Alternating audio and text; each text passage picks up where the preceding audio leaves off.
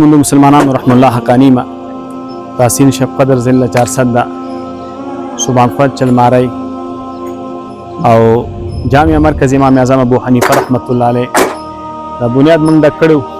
اوس الحمدلله په بنیاد باندې د ډي پی سی کار موږ روان دی او ډي پی سی موږ د کاڼي نه کوو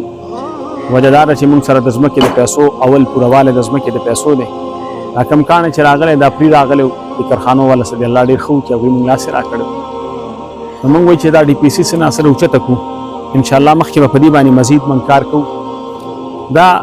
کار شروع دی ستاسو ته به موږ وختن په وختن به دې اپډیټ درکوو الله دې وکړي چې د راتلونکي رمضان نه مخکې دلته د جامع مسجد یو لوی جامع مسجد الله جوړ کړی او موږ راتلونکي رمضان کې په دې کې طالبان ختم وکړي عزتمندو مسلمانانو تاسو له موږ دعوت د دې خبرې درکوو چې موږ دا کومه ځمکه اخیستې ده نو دا ځمکه 12,000 حصو باندې مشتمل کړې ده موږ تقسیم کړې په 12,000 حصو باندې ده د یوې حصې قیمت دی 7,500 دا تقریبا 1,20,000 فوټ ځمکه ده د دې نه موږ 12,000 حصې جوړې کړې تاسو ته موږ وایي راځئ اول موږ سره د ځمکې په دې پیسو کې تعاون وکړئ یو سړی به جومات جوړوي نه به شي جوړولی مدرسه به جوړوي نه به شي جوړولی الله رب العزت چې کوم دی تاسو له دا موقع په لاس درکړې ده نبی علیه السلام فرمایي من بنا لله مسجدا زموږ د طالبان علما وایي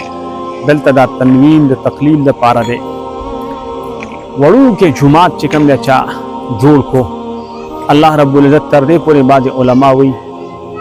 چې د مرغۍ د جالې برابر وي هم الله رب العزت بدله د جنت کې یو لوی محل تیار کړي بنا الله له بیتا فی الجنت دلته دا تنوین په دې بیتن کې د تعظیم دپاره دی چې الله رب العزت بدل یو عظیم شان محل تیار کړي د بنیادم خپل وس دی د خپل وس مطابق په د الله له ورکړه کوي د الله خپل شان دی الله د خپل شان لایقه مطابق خلکو له ورکړه کوي تاسو ته موږ دعوت درکوو راځئ یوه حصه د ځان دپاره د خپلو مړو دپاره د خپلو والدینو دپاره د ایصال ثواب په نیت باندې واخلئ دا به ستاسو او زموږ دپاره الله توښه د آخرت جوړوي یوه حصه 9,500 روپۍ ده 12,000 حصې دي په دې کې دې وخت کې موږ سره 11,200 حصې پاتې دي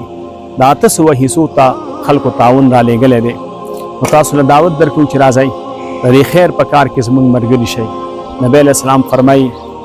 کن مفتاحا للخیر د خیر چابي جوړه شه نو دې کې موږ ته تاسو له دعوت درکوو چې راځئ زموږ دا پیغام د سره شیر کړئ او دې کې چې کوم دی خپل تعاون وکړئ خپل حصه واخلئ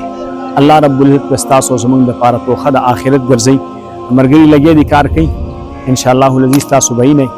هغه طرف ته په دغه بنیاد کنستو باندې کار شروع دی دې طرف ته استاد لګی دی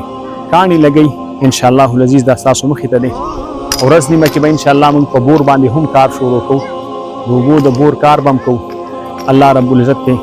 ستاسو او زموږ په دې حصه پیدا کړي او الله دې ستاسو او زموږ دپاره توښه د آخرت وګرځوي جزاکم الله